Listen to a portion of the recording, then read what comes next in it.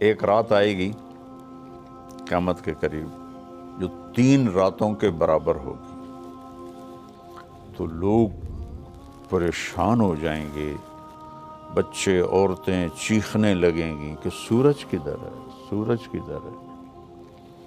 تو 3 راتوں کے یعنی 12 یا 36 گھنٹے کے بعد سورج مغرب سے نکلے گا اور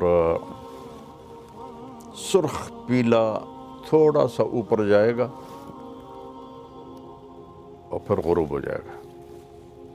تو شیطان ایک دم سجدے میں گرے گا، کہے گا یا اللہ آج جس کو بھی تو کہتا ہے میں سجدہ کرنے کو تیار ہوں۔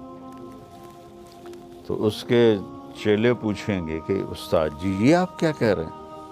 کہیں گے یہ میرے مرنے کا سب سے پہلا سائن آ گیا ہے، لیکن اس وقت توبہ بند ہو جائے گی۔ جو کفر پر ہے وہ اسلام اس کا قبول نہیں، اور جو توبہ کرنا چاہے اس کی توبہ قبول نہیں۔ پھر تھوڑی دیر کے بعد سورج مشرق سے نکلنا شروع ہو جائے گا۔ اس واقعے کے کچھ عرصے کے بعد صفا پہاڑ جہاں ہم سعی کرتے ہیں، حالانکہ وہ چھپ چکا ہے، تو یہ اللہ کے نبی نے فرمایا میں دیکھ رہا ہوں کہ ایتھوپیا، جس کو عربی میں حبشہ کہتے ہیں، حبشہ کا ایک کالا آدمی پتلی پنڈلیوں اور ٹیڑھی پنڈلیوں والا، کیا میرے نبی کی نظر ہے، وہ بیت اللہ کا ایک ایک پتھر توڑ کے گرا رہا ہے۔ پہلے یہ ہوگا، جب بیت اللہ ٹوٹے گا تو پھر یہ اتنے بڑے بڑے ٹاور کون اور کیسے توڑے گا، یہ تو اللہ کو پتہ ہے، لیکن انہوں نے فلیٹ ہو جانا ہے۔ یہاں کتے پیشاب کریں گے، میرے نبی نے فرمایا۔ مدینہ انسانوں سے خالی ہو جائے گا، مکہ انسانوں سے خالی ہو جائے گا۔ گزرنے والے قافلے کہیں گے یار لگتا ہے یہاں کبھی آبادی ہوگی۔ ابھی آپ اس آبادی کو دیکھیں، پھر حج میں آبادی کو دیکھیں، اور پھر آپ میری بات کا تصور کریں تو آپ کہیں گے یہ تو ایسے ہی مولانا صاحب بات کر رہے ہیں، اور میں اللہ کے نبی کی آپ کو سنا رہا ہوں کہ گزرنے والے لوگ کہیں گے یار لگتا ہے یہاں کبھی کوئی لوگ رہتے ہوں گے، لوگ رہتے ہوں گے۔ تو جب بیت اللہ کو توڑا جائے گا تو ان بلڈنگوں کو اللہ کسی زلزلے سے توڑ دے، یا اس وقت کوئی ٹیکنالوجی ایسی ہو کہ وہ ان سب کو ایسے فلیٹ کر دیں، تو صفا پہاڑ ننگا ہو جائے گا۔ پھر ایک دن صفا پہاڑ پھٹے گا، اس میں سے ایک جانور نکلے گا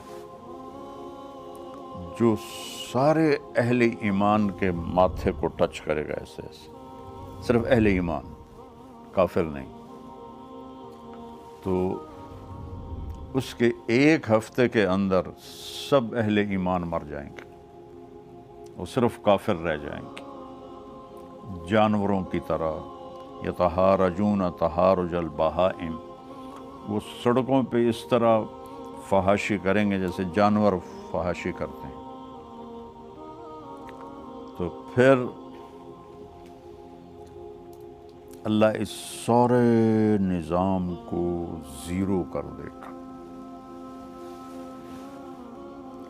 آپ کو حیرت نہیں ہو رہی؟ اتنا بڑا سسٹم یار کا ایک پتھر نہیں ہے۔ کون سی طاقتیں آئیں گی جو سب کو فنا کر دیں گی؟ قیامت جب تک ایک آدمی کلمہ پڑھنے والا موجود ہے قیامت نہیں آئے گی، بلکہ کلمہ بھی نہیں، آپ نے کہا اللہ کہنے والا جب تک ایک بھی موجود ہوگا قیامت نہیں آئے گی۔ جب وہ بھی مر جائے گا پھر اللہ جب چاہے گا وہ اس دن کو لائے گا۔ اور جب زمین وَإِذَا الْقُبُورُ بُعْثِرَتْ اذا زلزلت الارض زلزالها، تو ساری زمین توڑ پھوڑ ہوگی، لیکن جہاں جہاں مسجدیں ہیں وہ زمین ایسے اوپر اٹھ جائے گی. اب کینیڈا کتنی دور ہے، اور کینیڈا کا جو نارتھ ہے وہ کتنی دور ہے، وہاں وہ کالے ہمارا مسجد بنی ہوئی ہے. ایسے وہ زمینیں اکھڑیں گی، ایسے ایسے ایسے ایسے، اور وہ فلائنگ شروع کریں گی، اور وہ اڑتی اڑتی اڑتی اڑتی اڑتی اڑتی مکہ پہنچیں گی. تو جب یہ ساری دنیا کی زمینیں، مسجدیں کی زمین مکہ پہنچے گی، تو پھر بیت اللہ کی جو مسجد ہے جتنی بھی بڑی ہو جائے، اس سے بھی شاید بڑی ہو جائے، وہ ساری ایسے اکھڑ جائے گی، اور وہ ساری مسجدیں اس کے ساتھ ایسے گیٹ ٹوگیدر ہو جائیں گی. پھر وہ وہاں سے فلائنگ کریں گی اور مسجد نبوی پہنچیں گی. یہاں تو کچھ بھی نہیں ہوگا، اور بیت اللہ کا بھی کہ وہ جگہ ہوگی، بیت اللہ تو کوئی نہیں ہوگا. وہ جگہ جب یہاں وہ مسجدیں پہنچیں گی تو بیت اللہ کی جو جگہ ہے وہ کہے گی السلام علیک یا رسول اللہ. وہاں تو کسی چیز کا نشان نہیں ہوگا. اللہ تعالیٰ اپنے نبی کی قبر بھی مٹا دے گا، لیکن نشان تو ہوگا، کہے گا السلام علیک یا رسول اللہ. پھر مسجد نبوی بھی اکھڑ جائے گی، اور پھر یہ ٹریول کریں گے مسجد اقصیٰ کی طرف. آسمان کا جو دروازہ ہے وہ مسجد اقصیٰ کے اوپر ہے. دیکھو نا، اپنے نبی کو مکہ سے نہیں اوپر لے گئے اللہ تعالیٰ، مسجد اقصیٰ لے گئے، وہاں سے پھر اوپر لے گئے.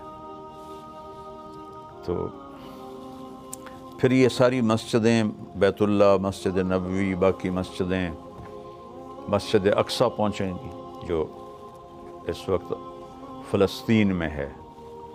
پھر وہ اکھڑے گی، پھر ان سب کو اٹھا کر اللہ جنت میں ڈال دے گا، اور باقی سمندروں میں آگ لگ جائے گی. پھر کتنے سمندر ہیں، ان میں جب آگ لگے گی تو وہ کیا منظر ہو.